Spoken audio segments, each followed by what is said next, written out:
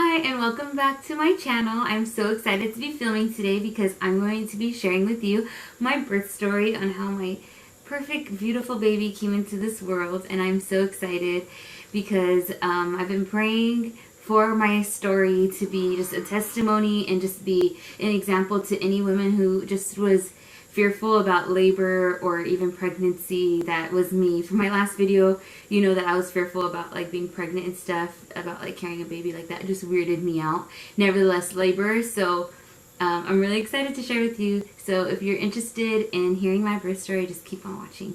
Okay, so on February 10th, it was a Friday 4 weeks ago, and my husband was off that day, thank God, and both of us had eye doctor's appointments at Kaiser in Whittier, and so we woke up that day, and I actually was planning on filming like a vlog of like my day, because we were gonna like paint the nursery and like start putting up decorations for the nursery, and we had our whole weekend planned to get things done for the baby. But then I forgot my camera at home, so I didn't end up filming. But I should have, because it was a crazy day and who would have ever known. But anyway, we get to Kaiser and Whittier and I had to go pee. Oh, and by the way, there might be a lot of like TMI in this video, but it is a birth story, so if you clicked it, you know you're gonna get a lot of information, like detailed stuff. So anyway, I had to go pee, and I was like, oh babe, I have to go pee, you know. So he's like, okay. So he goes into the waiting room like for our appointment, and then I go to the restroom, and right before I'm about to go sit down to go pee, like I felt like pee came out. So I was like, oh man, like I missed, like I guess when you're pregnant, like you pee in your pants, like that's what they say, like, oh, you always have to pee and sometimes you pee your pants, I don't know. So anyway, I was like, oh shoot, I peed my pants. But anyway, I sat down, peed, did my business. Okay, so as I'm like about to pull up my pants, more in my head, pee came out, but it wasn't my pee, it was my water breaking, but I didn't know that. So I was like, oh shoot, maybe I just have to keep peeing. So I sat back down, and I didn't have pee, like I didn't have to go pee, so I stood up and I was like, okay, I'm done. Went to pick up my pants again, and again it happened, more water came out. And this happened like 3 or 4 times this rotation, because I kept telling myself, Alyssa, maybe you just have to pee and you're just rushing to go to your appointment. Like that's what was literally going through my mind. I did not think it was my water breaking. So I was like, okay, whatever. Obviously you don't have to go pee. I've sat down 3 or 4 times. I get up, I go wash my hands, and as I'm walking out, and with every step toward going to John, like water is coming out of me, and I'm like, oh my god. So I go up to John and I'm like, oh my god, I'm not joking, I think it's happening. He's like, what, like he's looking at me like, what, like, you know, John, he's Mr. like, oh, health and safety, you know, he wanted to make sure everything was okay. And I was like, no, I'm not joking, like I'm his jokester. And I was like, no, like I promise, like, oh my god, it's happening. He's like, what's happening? I was like, I think my water is breaking. I was like, no, yeah, it is. It's coming out of me. And then he was like, okay, let's go. Like, come on. Like, we're not going to go to this eye doctor's appointment. Your water's breaking. We head to the car, and he's like, call your mom. Let her know what's happening. I give my mom a call, and she was telling me, okay, just call the doctor. They're probably going to have you come in, but just keep me up to date and let me know. She's like, I'm going to wrap up what I'm doing here, and I'll meet you there. So when I got off the phone with my mom, the first thing that happened was fear started to grip me, and that was the one thing that I wanted to just be delivered from, amongst so many other things that I was praying specific things for my labor experience. But one of the personal things for me to overcome was fear, because that has always just hindered me in so many things, and I wanted God's presence to fully be there when I was there, and I didn't want fear to hinder anything that God wanted to do with my labor experience. So I just really wanted to be delivered from that. And of course, just the thought of my baby being 34 weeks, you know, developed, and 6 weeks early, that like totally like started to like freak me out. I started thinking crazy things, like I'm just be vulnerable and honest with you, is like things like, oh my god, I love his name Austin.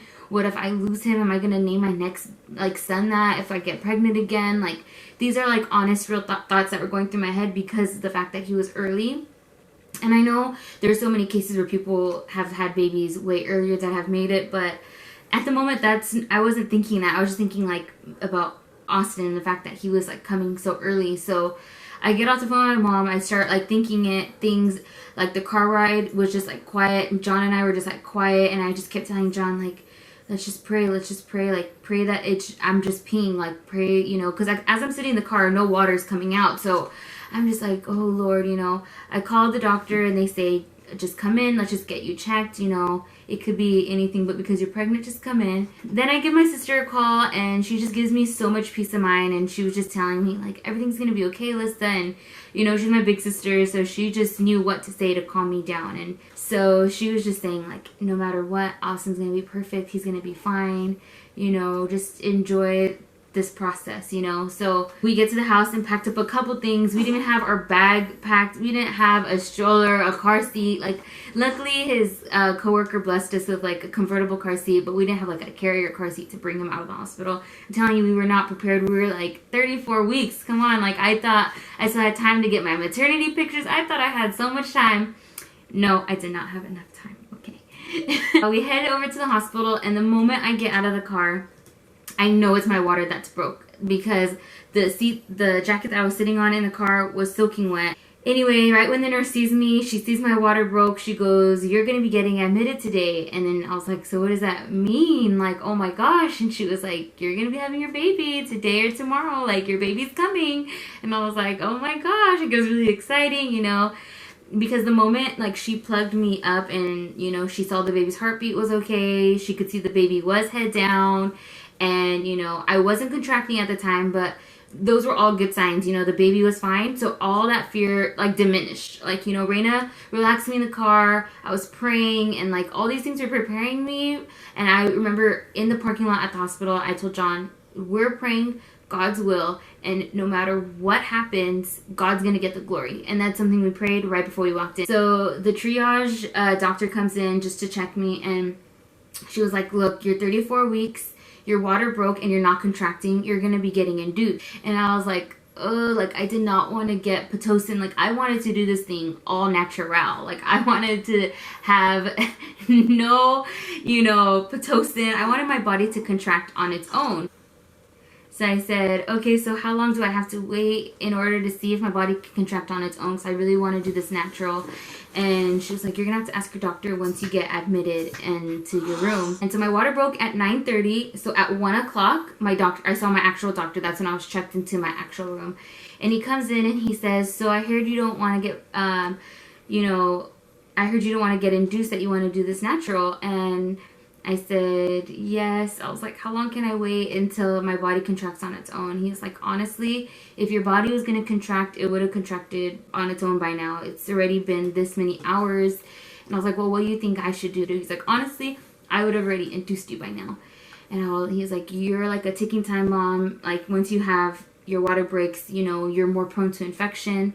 And, you know, a lot of things can happen the moment your water breaks. At that point, I had to make a mom decision to make sure my son was safe and wasn't gonna get, you know, infections. He was like, okay, what we're gonna do before we put in the Pitocin, like, we're gonna do it together, but we're also going to do this water balloon. And I've never heard of no balloon, okay? I feel like only this would happen to me, all this medical new things that happen for me. Oh my gosh. Okay. So I guess, you know, your wall, I don't know anything about medical terms. I know nothing about this stuff because I feel like the less I know, the more sane I will be during the process. Like, I feel like if I know what's happening to my body, it'll freak me out. But anyway, I guess, like, you know, your wall needs to go thin, and then you need to contract, and you have to dilate. Okay, that's all I really know.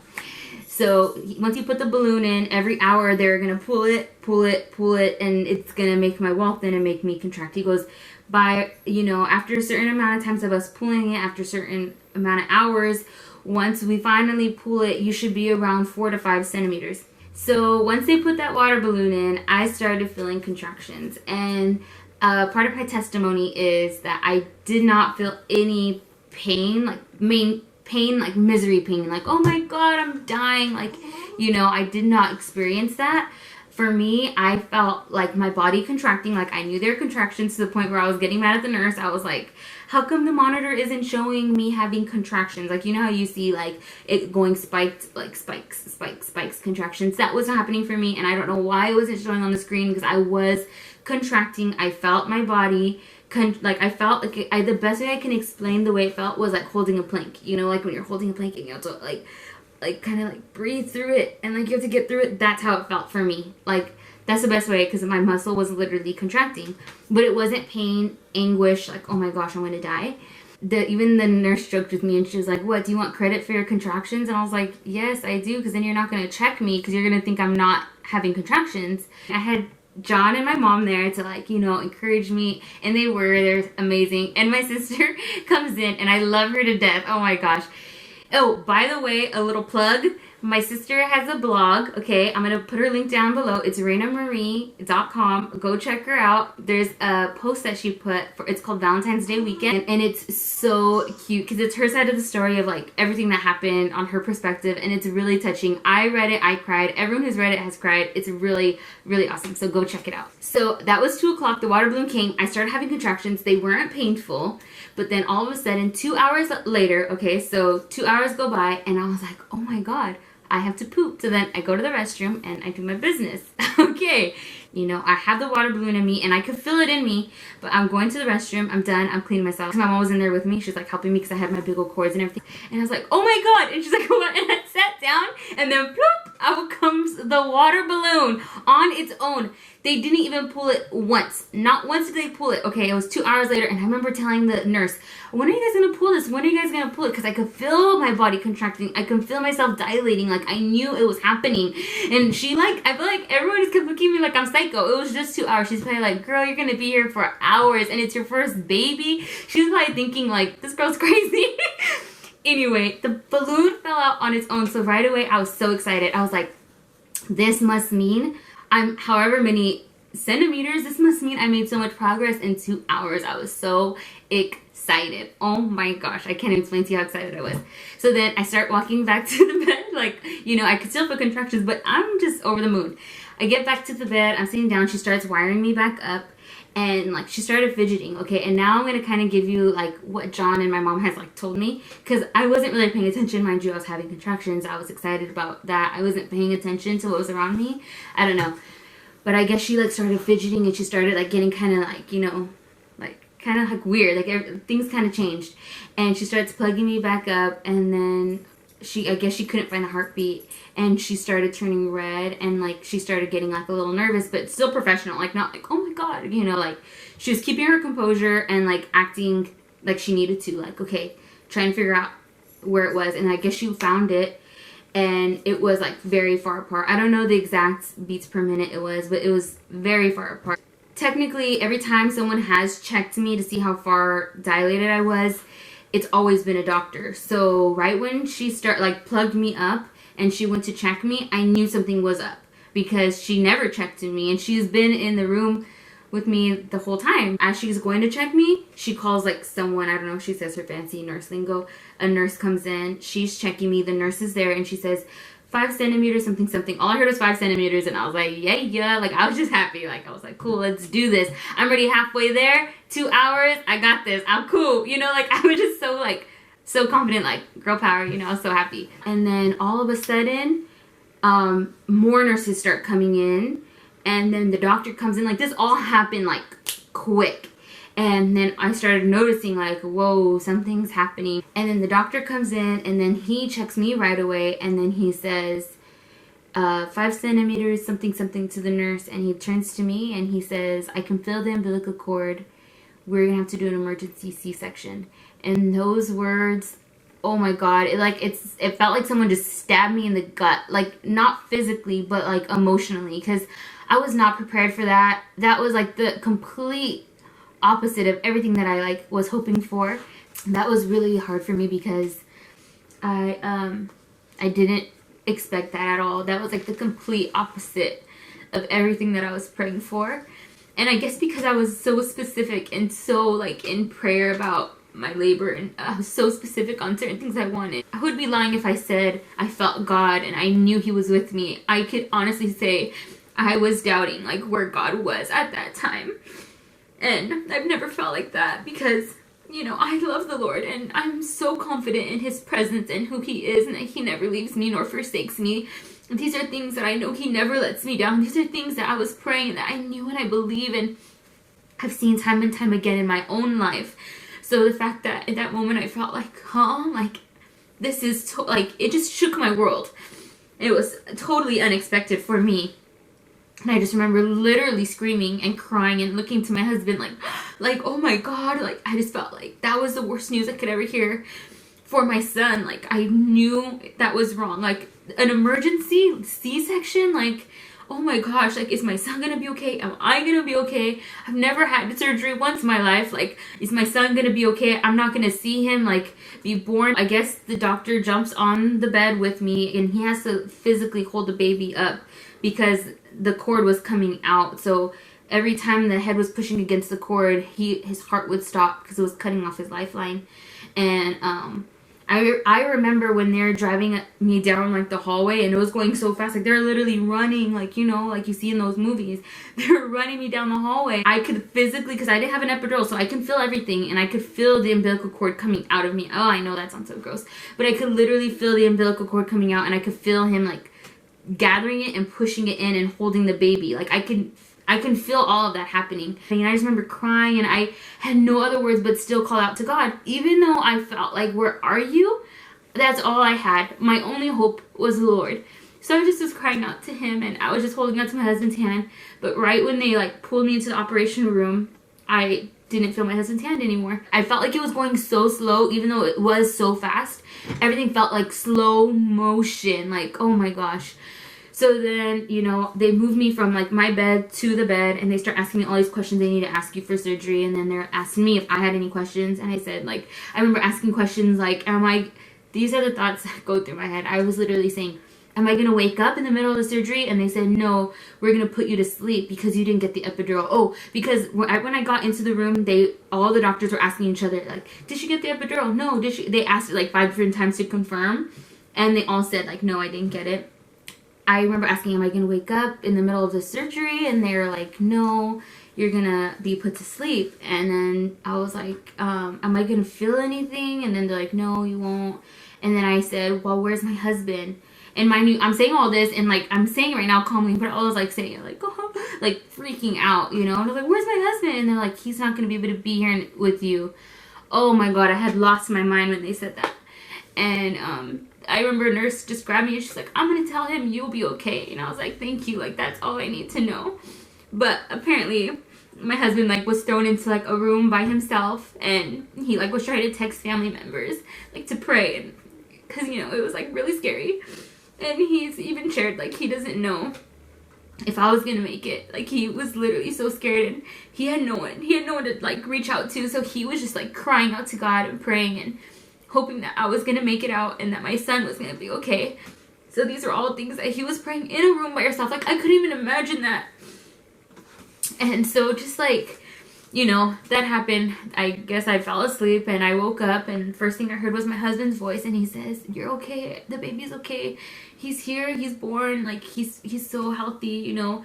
And he didn't show me like a picture or anything, but he was like, he's so handsome, because he already seen him, and he's perfect. And I was like, oh my God, like I'm just coming out of surgery, I don't even know what's happening. And he was like, everything's okay. And then he showed me a picture of my parents and his parents and Nani and Gabby, and they're all there, and my sister and Danny. And my sister and Danny had like plans that evening. So like the fact that everyone was there, and, you know, the people that could make it, I was just so blessed. And I remember crying like, oh my God, like everything is okay.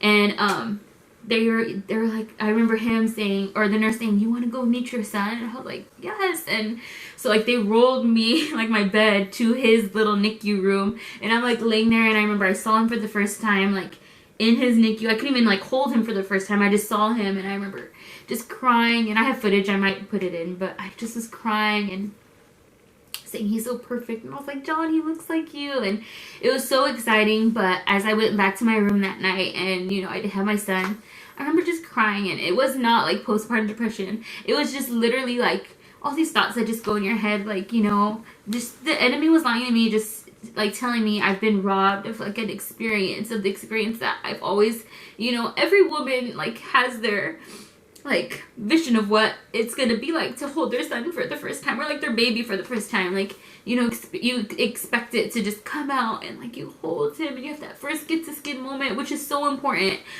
And I didn't have that, and I just felt like I was so robbed. But just as I've just been praying, and as I've been thinking, and as I've just been spending my time with the Lord, I've just been reminded that I've got everything that I prayed for. I got a healthy baby boy. That's all that matters to me. He's so perfect. And for being premature, he's so big. Like, well, to me, he was so big. Like, guests who would visit him were like, he's so tiny. But, like, I did not see him tiny. I literally saw him like a 6-pound baby. Like, that's big for being 34 weeks, you know? Like, he was so perfect. And I remember the first time I held him skin to skin, I just could not stop crying.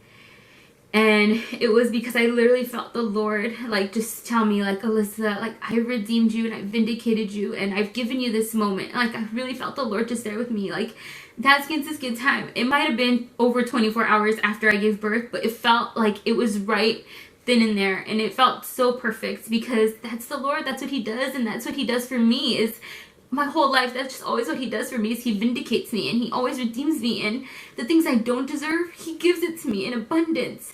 And I just wanted to share the story to maybe encourage some of you. And I've just been so like blessed, and these tears are not like postpartum like depression tears, they're like joy. Like, and I even joke with my husband, I'm like, is there postpartum joy? Because like I literally have that. Like, what the enemy tried to use to like harm me, God used it for his glory. And so I'm so blessed, and I love my son.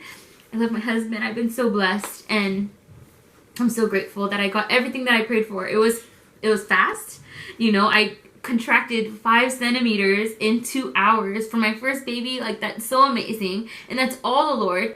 And overall, like, it might have not been exactly to the T of what I specifically prayed for, but that's who God is. He's so amazing that he gives us what he knows is best for us, and he gave me my healthy son, and the fact that he, you know, came out safely, like, that's all that matters. And I'm so grateful. Oh, I want you to see my son. This is my perfect little baby boy, Austin James Legaspi. Say hi, world. Hi, YouTube. I love you. Subscribe. I love him. He's so cute. And anyway, so I'm just so excited to start this new journey with my son. I had so many videos planned before the baby was gonna be here, but I don't care. I love my son more than I love videos, and I'm still gonna film different videos. So just stay tuned and leave a comment down below of, you know, maybe if there's an experience that you really felt God redeem you or just vindicate your story in some way. I would love to hear that. So subscribe and see you next time. Bye.